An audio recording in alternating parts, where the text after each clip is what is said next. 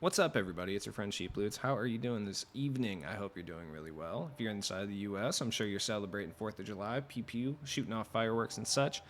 Don't mean to turn into a Smokey the Bear type character, but please do not blow any of your digits off shooting off mortars for no reason. I promise, fireworks are kind of cool, but they're just like low-grade explosives, so like be careful. If you're in Canada, I think it's like Canada Day or something, so that's what's up. Celebrate that. I don't know if you guys shoot off fireworks for that or like what the procedures are for raging for Canada Day.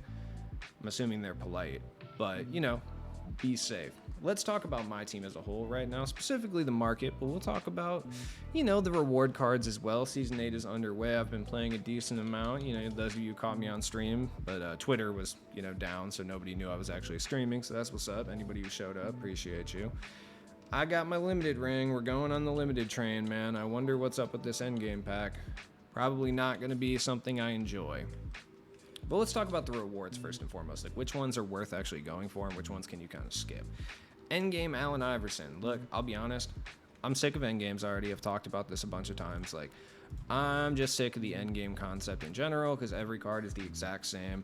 And honestly, kind of sucks. I don't want to use Kevin Porter Jr. release on every single card that exists. Like, I think that's boring and I think that sucks. So, 2K...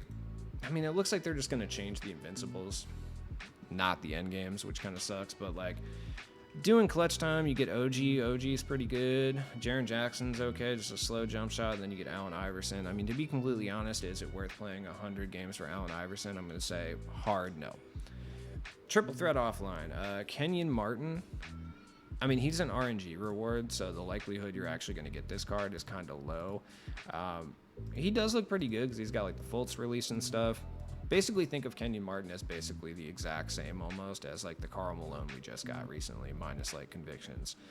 Like, that's basically what he is. They made him the exact same.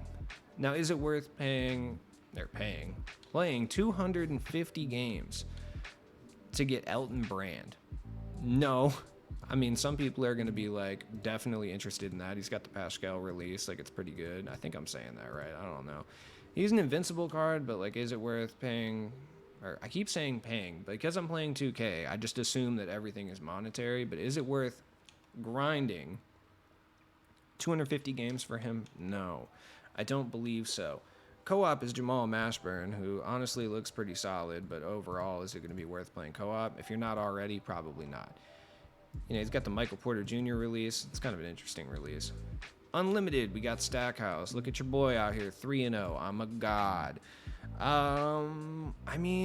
Is it worth playing for Stackhouse?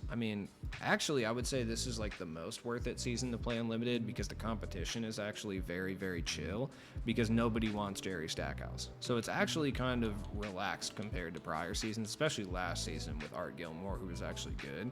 It's got the Caldwell Pope release with Justin Holiday upper. He's actually pretty good. Like, he's not terrible. That being said, is he the greatest? No. I don't know, he might be worth it. Bargiani actually might be like the best out of all the rewards. Like, I'm not even kidding. I wish I was kidding. The reason I say that is because I want this Bargiani card so badly, but it's just going to take so long.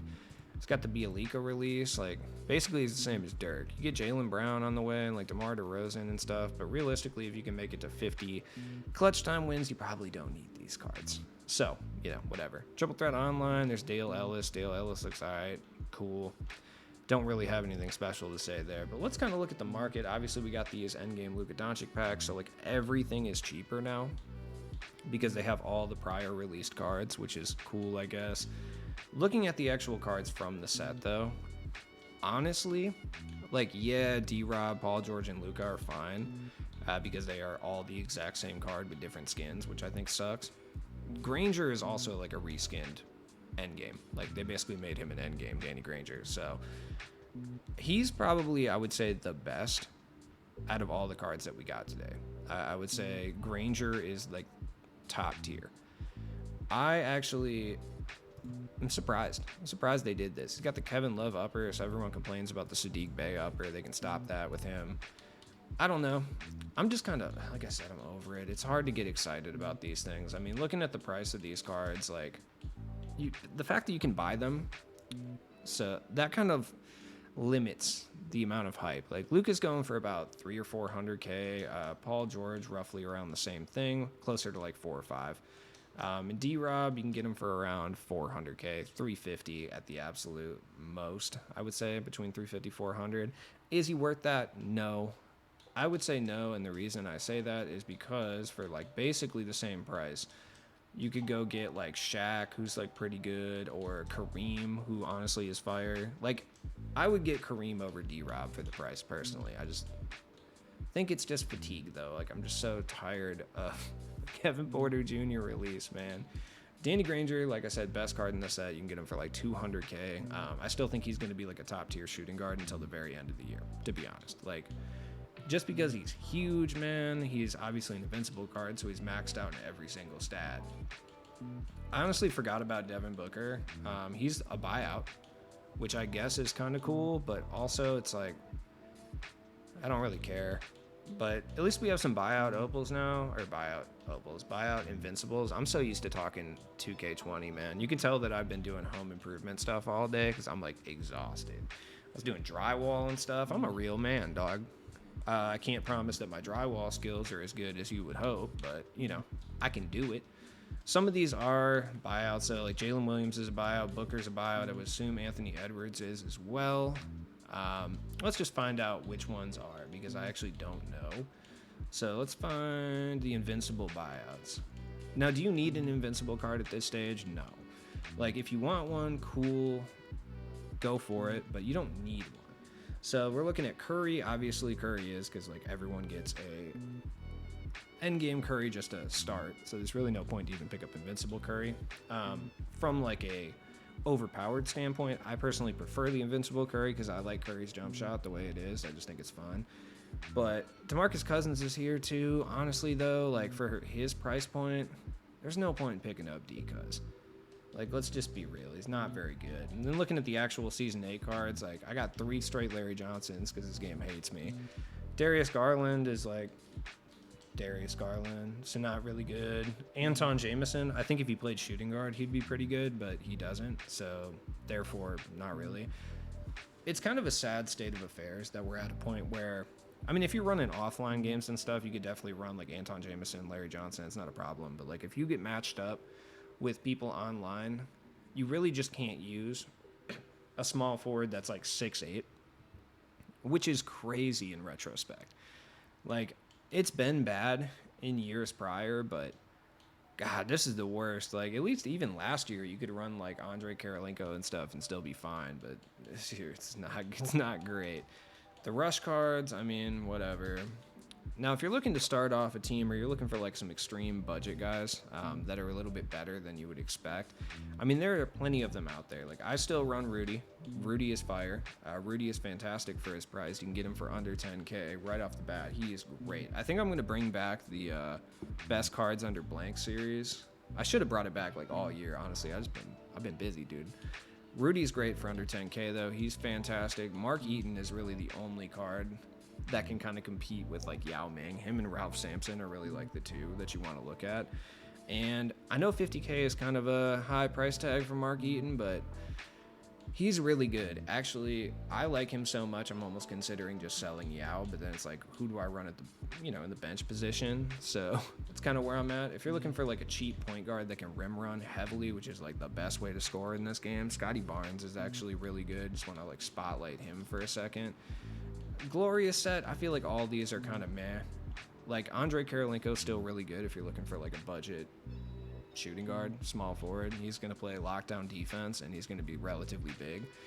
Lauri Markkanen I still like. He's 7 foot tall at the small forward. He's really good. He's still not going to stack up with like a Wemby type situation, but still very solid. I mean, honestly, speaking of Wemby, like, this card's a little pricier than you would like.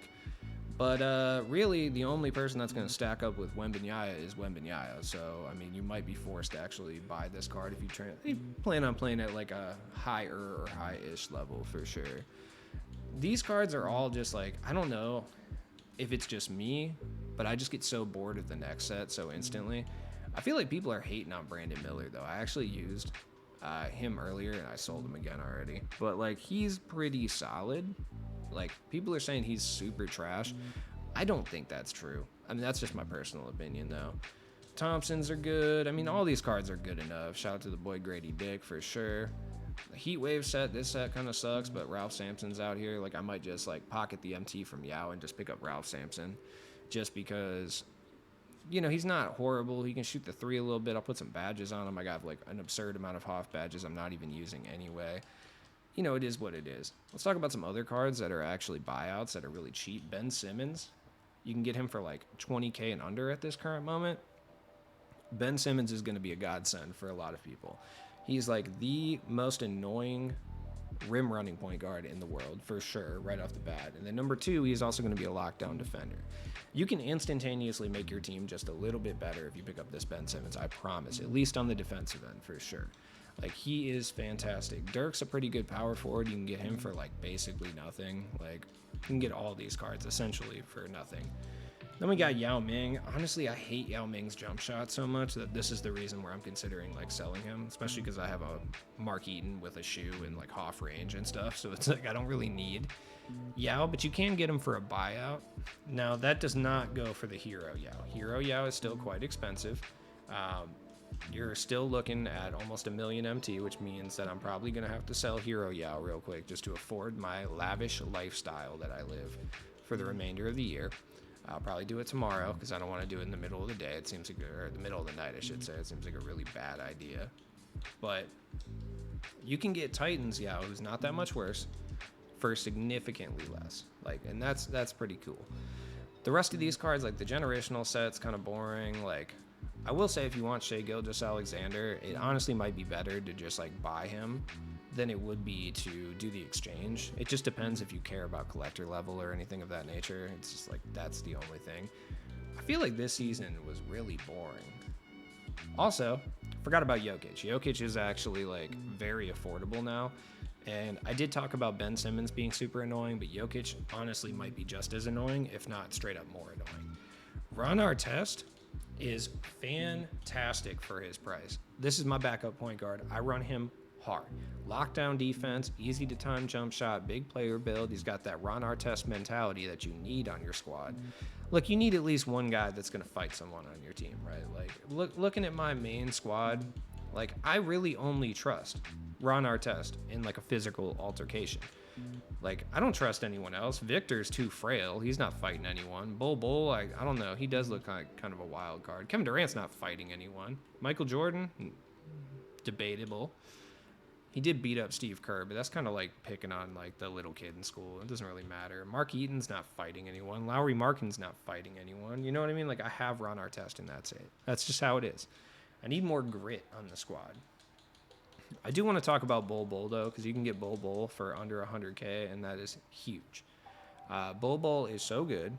He has been so good, and he will continue to be so good. And his price, and the prices of pretty much all these cards, are only going to continue to drop, because from what it looks like they're just going to drop these because they expire in a couple days. Like, this kind of pack, they're just going to drop every single pack release. So Tuesdays and Fridays, we're going to get a new endgame blank pack. And it's just going to be like promo super packs that you can buy with MT with endgame cards in it. So all these cards are just going to continue to fall in price, right? Is that a good thing? I would say it depends on the person. I don't know if I necessarily consider it a good thing.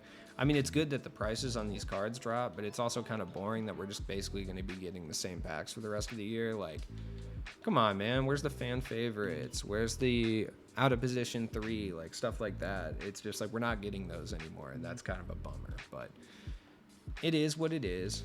Any notable other cards that you should look at that are like cheap that you should pick up? Yeah, if you're looking for a big man, especially a power forward, Marc Gasol's still really good. Where's Powell at? Powell's still really good too. Powell's good. Jonathan Isaac's still really good at the small forward. Like, he's not gonna like stack up the best with like Wembanyama, but he's gonna play lockdown defense. He's huge. He's got a scraggly beard. I don't think I've seen Jonathan Isaac play basketball since 2020 now that I think about it. I really don't think I have. I actually was really hyped on Jonathan Isaac. I thought he was going to be fire. Tisk. It's not his fault. I don't know why I'm saying tisk. Forgot the Splash Zone set exists. This is the most irrelevant set ever. Now, that being said, Mo Peterson, pretty good. But yeah, no one really cares about any of those cards. Now, I'm thinking about doing a little squad builder action where I talk about, like, you know, cards that are really, really good. Everyone loves Case and Wallace. I will say that I played against Case and Wallace in unlimited the other day. And this dude I played against dumped on me so hard with Case and Wallace. I swear to God, he must have had 45. It was absolutely infuriating. The amount of Case and Wallace, Mark Eaton pick and rolls that I had to deal with would drive a normal man to insanity. Okay? Yes, I could score on him almost every time on offense. But the fact of the matter is, this man never got any illegal screen calls, which if you've played any game of my team, you know that when you call screens, there's like a 50-50 shot, depending on the algorithm, that you're going to get an illegal screen call. Got none of those and just dumped on me. So, you know, worth a shot. Actually, was running Cam Whitmore. He's actually not too bad either. The Thompsons are good. This one, Amen Thompson, he's actually really fire. So he's worth the pickup. Anthony Black, I haven't run into too much, but I used him and he was pretty good as well. So with that being said, it's your friend Cheap Loots. Stay safe this weekend, and I'll see you guys later.